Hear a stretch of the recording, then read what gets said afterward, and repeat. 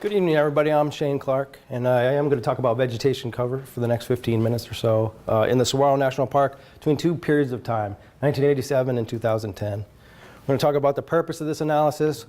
Basically, dealing with the vegetation cover in the Saguaro National Park is a time-intensive, labor-intensive, and cost-intensive venture, and so any way that they can figure out exactly where to target their efforts can be very helpful. The scene, Saguaro. We'll talk about my analysis, results, how I came about them, and the conclusion to this. Purpose, combining imagery to devise a cost-effective method way to identify vegetation treatment areas. The Saguaro National Park lies within the Sonoran Desert. Some basic facts is it's a very large area, all the way down into La Paz, up into central Arizona. It's pretty variable. There's variable terrain. Sky islands pop and jut out from the lowland areas. We got up to 10,000 feet elevation that we're working with, and diverse temperatures, anywhere from 20 to 104. Something that picks it out is the distinctive to two rainy periods, the monsoonal and the winter slow rains. This is the study area. Tucson lies within the center. There's two districts, the Tucson Mountain District and the Rincon Mountain District. This park was established in 1933 by President Herbert Hoover. It was established to protect the saguaro stands. Originally deemed a monument, and then in 1994, by an act of Congress, it became a national park. There have been 4 major expansions.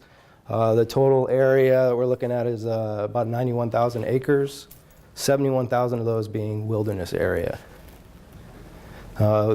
Specifically, Herbert Hoover had in mind that cactus forest, saw that as a beautiful area when he came and visited. So we're just going to look at some of the changes in time. 1935 to 1962, you start to see some land cover changes in the lowland areas. These saguaros starting to disappear, and so efforts were put in more and more. Here's kind of a one shot between 35 and 1998. You see a massive, and this is in the lowland pictures.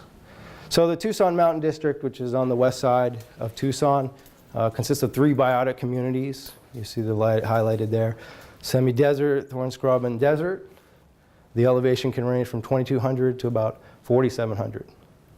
In the Rincon Mountain District, all 5 biotic communities are present, and that's 2,700 to about a little less than 9,000 feet in that area. Here's what we're looking at, basically, when we go up on the slope side.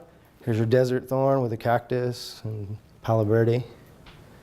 These are semi-desert and Madrean woodland, about midway up, probably about 5,000 to 6,000 feet.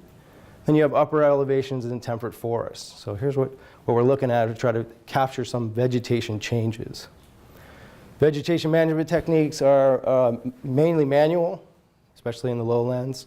Backpack, herbicides, and just scouring the aerial herbicide treatment occurs up on the upper slopes and definitely in the uplands, where they drop herbicides on areas, especially particularly targeting things like invasive species like buffalo grass.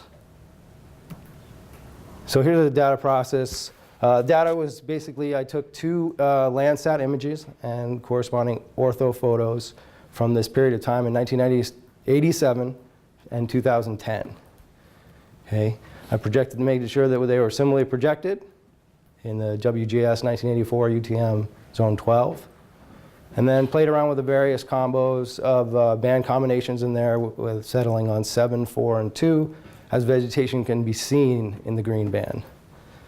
So here's the basic process. I took the layers and stacked them up in ERDOS, did some image differencing and created NDVI files out of it.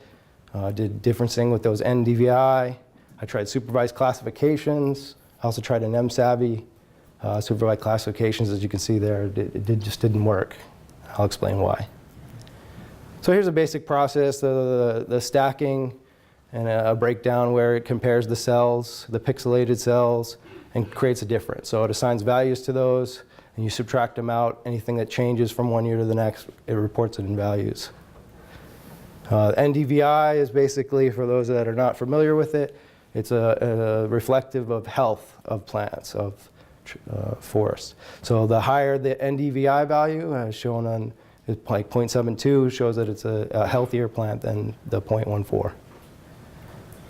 MSGIST is a modified soil vegetation index, and it takes into account bare soil, open, wide spreads.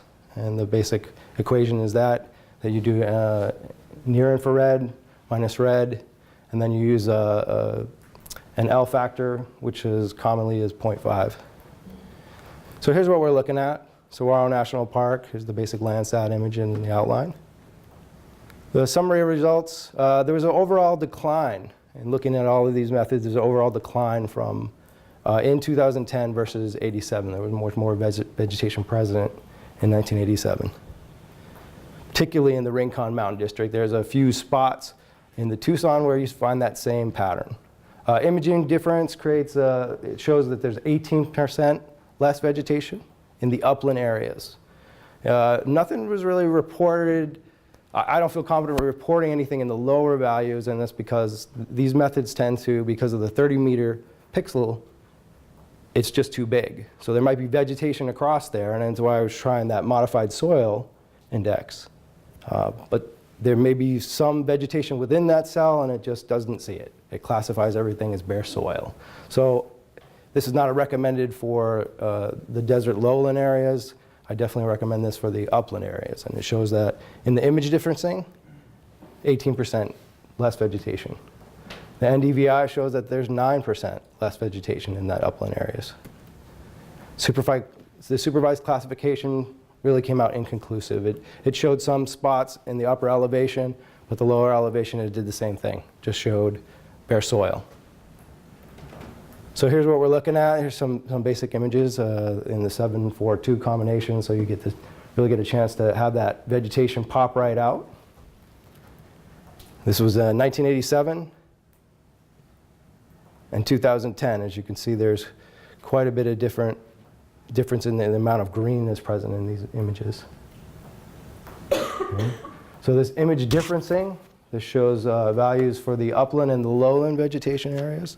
You'll see there are some, along the riparian corridors, there's some changes that are shown in here. But the main thing that I focused on with this project was in this upland areas. There's some upland areas here. And there's some upland areas here, but it doesn't get reflected. And really, it just shows you the lowland stuff. Okay, NDVI, we went from 18 to 9%, same stuff. You just see this upland change. Okay, here's the MSGIST. This is for 1987. You can pay attention to this area up in here in the upland areas, and a little bit in that same areas here in that Tucson Mountain District. You do see a little bit of change here, and far less vegetation present. 13% change in that MSGIST. In conclusion, that using this Landsat 5 imagery is an effective approach for the uplands. Not recommended for the lowlands. The image differencing, NDVI differencing, supervised classifications. This supervised classification, as I spoke about already, is just inconclusive because of that pixel. If we could find some better resolution, something with smaller, 5 meter, 1 meter, hyperspectral, even consistent land. I'm just drawing a blank there. What Dave was talking about in his presentation. LiDAR. Yeah, LiDAR. If we had LiDAR comparative stuff, we might be able to do densities. We might be able to do a better comparison with that. So in review, we talked about the area, the scene that this is all set in, my analysis method, and the conclusion to our future work is that I would like to actually find a method for this lowland areas. Find something that captures that lowland sparse vegetation cover. I'd also like to work with this stuff with maybe some hyperspectral or some higher resolution data. Ultimately, what I would like to try to take this where in the future is to try to come up with a predictive model, vegetation model, something that you could plug some variables into, fire, human disturbances, and get where the vegetation change is going to occur. I think that'd be very helpful for land and water management issues. These are my references in creating the presentation. I definitely want to thank Becky over at the Saguaro National Park. She was pivotal in leading me along the way. Paula Decker in the geography department here, who definitely helped me all along the way to make sure that this came out good. And the Saguaro National Park. Thank you for the MSGIST program and the opportunity to get through this. Any questions?